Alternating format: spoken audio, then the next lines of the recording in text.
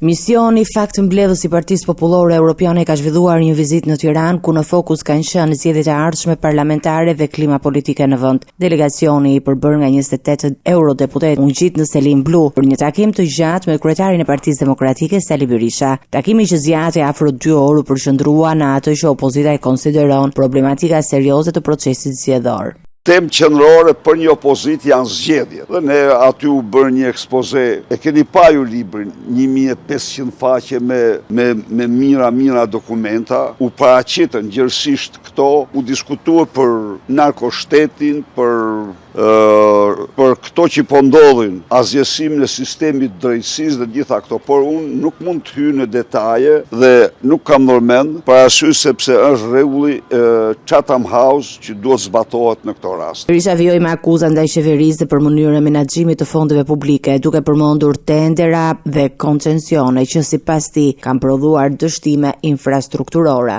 Kjo që shifni ju, me të gjitha rrugë të ndërtuara për i tyre, të çara, të shkatruara, është dëshmi e dështimit të plot total për shkak të vjedhjes të gjitha investimeve, për dhjetra dhe qindra të smur, të zonës juglindore, në radhë parë, të cilët kanë procedurat e mjekimit në Tiranë. Mbasi Edi Rama për vete udhton me 2 helikopter në vend se të dërgoj helikoptert dhe të marrë çdo të smur, ta sjelli këtu, t'i shtroj, t'i mbajnë hotel për kohën që nuk funksionon rruga dhe të garantoj mjekimin e tyre. Në të njëjtën linjë kritike, Kryedemokrati komentoi edhe zhvillimet parlamentare duke u shprehur se shumica socialiste pritet të refuzojë kërkesën e strukturës së posaçme kundër korrupsionit dhe krimit të organizuar për heqjen e imunitetit të zëvendës kryeministres Belinda Balluku.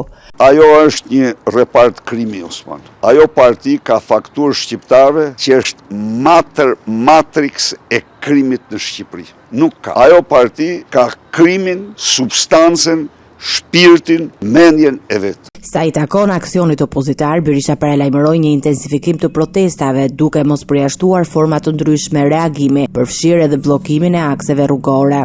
Të gjitha format janë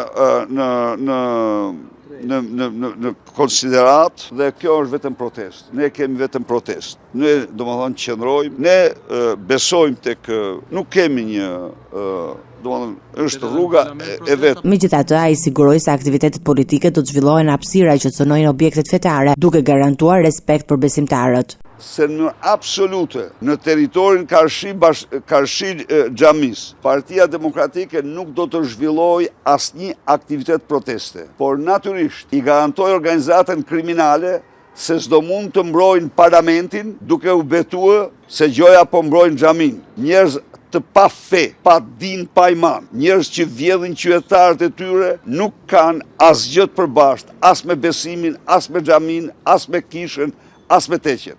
Vizita e eurodeputetëve të PPS shihet nga opozita si një hap për ndërkombëtarizimin e shqetësimeve të saj për zgjedhjet, ndërsa pritet që misioni Faktëmbledhës të përgatisë një raport edhe rekomandime mbi situatën politike në Shqipëri.